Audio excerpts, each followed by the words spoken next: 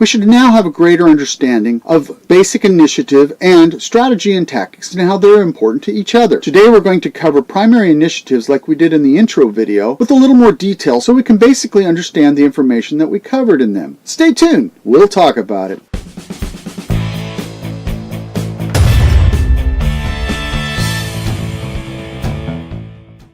Welcome to Shihan's Dojo. I'm Shihan Marty Husband, and I'm here today to help you build your martial arts skills and knowledge, or if you're wanting to learn a little bit about the martial arts, tell you a little bit more about it. So if you're here for the first time, jab that subscribe button and punch the bell so we can notify you when you have a new video coming out. The question for today is, what type of attack would you use first if you have to initiate the attack first? Let us know in the comments. Tell us a little bit so we can have a discussion about it. As we discussed with primary initiative in the previous video for the intro, we basically went to understanding that we were attacking the opponent before they could actually implement something against us. There are many things, though, a person has to understand when they are the ones actually leading with the attack. If you're doing it for sport, it's not a big deal. If you're planning on using this in a fight plan as an understanding for self-defense, you have to understand it legally so you don't get yourself in trouble if you ever have to defend yourself. Maybe you feel threatened, or there are actions showing that they were about to attack, or many other factors, but you have to understand these before you ever consider needing to use it this way in self-defense. The basic purpose of primary initiative will help us to better correlate what we're going to do with the interception initiatives and the delayed initiatives that you can use, and further help us to understand how we might implement our fight plans. A couple of factors you have to note when you're getting ready to do this attack is,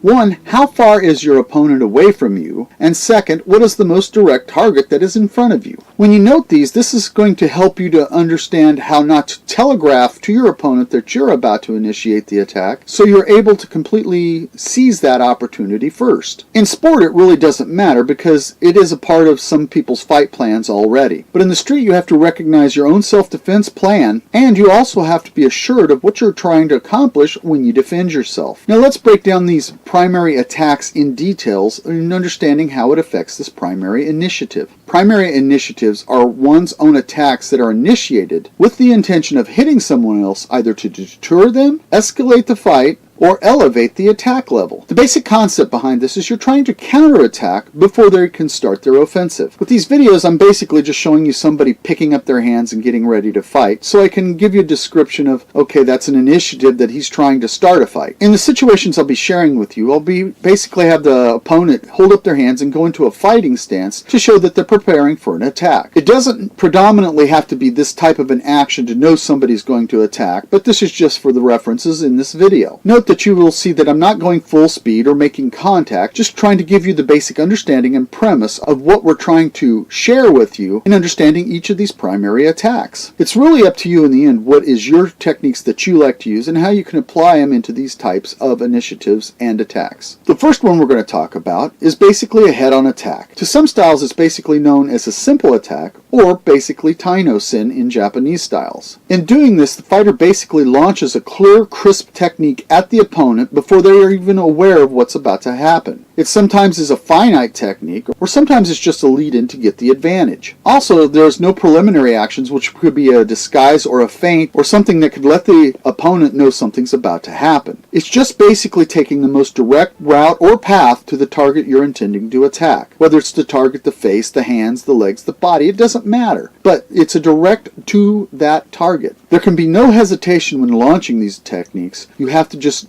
do it without thinking. It's something that has to be trained and instilled inside of you so you can go further in being able to quickly dispatch what you have to do. The second one is basically the idea of changing postures. This is sometimes known as an indirect attack or unison. This indirect attack is used to deceive by moving or evading from a person, either to attack the side of their body or an open target that you're trying to get to. Changing this line of attack sometimes causes the opponent to not understand what's going on and maybe change how he's standing or the reactions he's trying to do. In a sense, this can confuse them and maybe make them try to reset themselves up so they can begin their attack. The deceptive nature of the movement is not a feint or anything like that. It's just to basically get the better angle for the attack or cause the opponent to move some part of their body in order to attack them. The third type is basically known as the charging initiative. Sometimes it is referred to as basically a direct attack, or can unison in Japanese martial arts. Charging usually entails attacking an opponent with multiple techniques, either to overpower him or make him move in a direction where you can attack him more efficiently. You're still beating him to the punch and making sure that your attack is before he can even initiate or respond to what's about to happen to them, other than try to protect themselves. Charging not only confuses them, but tends to make them move backwards if they see it coming. When they go backwards, the attacker then can speed up and actually catch them a lot faster, because it's a lot slower to move backwards than it is forward. In moving backwards, this can also prevent them from being able to step forward with an attack or sometimes move to the side. They would have to have really good footwork, because this type of attack is usually so brutal it will cause a panic and they will sometimes lose the concentration of what they're trying to do. The next one is called basically distance, or ichibayashi in Japanese martial arts. This is a way you pressure your opponent, be able to change your distance where you can attack efficiently, whether it's a kick, a punch, a grapple, whatever you need at that point. It doesn't really matter how far away you are, but it will help you to break through the opponent's guard and be able to get in there more readily. It can be very dangerous if you don't understand what can happen at certain distances. In many instances, the opponent might actually like that change or take advantage of that by attacking or changing their own distance to make you uncomfortable. So you have to be wary of that. The primary initiative that we're going to talk about now is basically known as the rhythm initiative. And there are several types that can be used in trying to accomplish this type of an attack. Boxers and fighters sometimes get into a rhythm of shifting back and forth or their stances, and even using jabs and punches in order to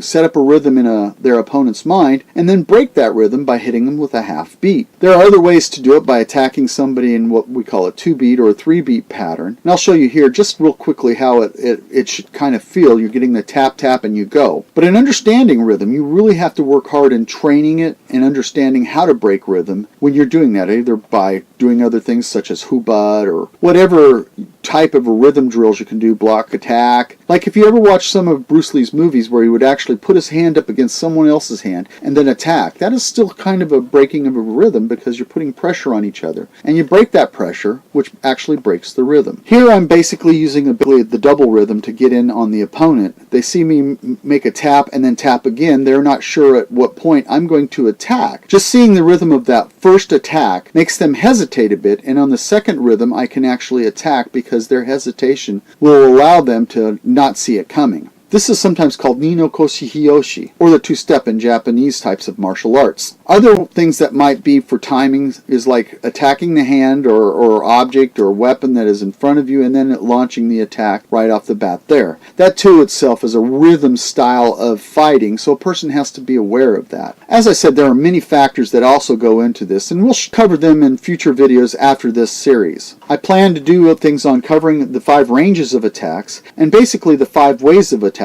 It can basically be used in this primary, interception, or delayed tactics and initiatives. This will be beneficial in your self-defense situations and sport fighting too, if you're into that. It will give you a better understanding of how and why to attack an opponent in those types of manners. In the next videos, we'll tackle interceptions and delayed initiatives and break them down in a little bit more detail. Now, if you like this video, poke the like button down there. Share it with your friends, let them know about Shihan's Dojo so we can make Shihan's Dojo grow. If you have any comments or ideas for the videos, or even simple questions, leave them down in the comment and we'll try to get back to you as soon as possible. And don't forget the question of the day. When you have to attack first in a self-defense situation, what is the primary attack you're going to use? And we hope to see you again here on Shihan's Dojo.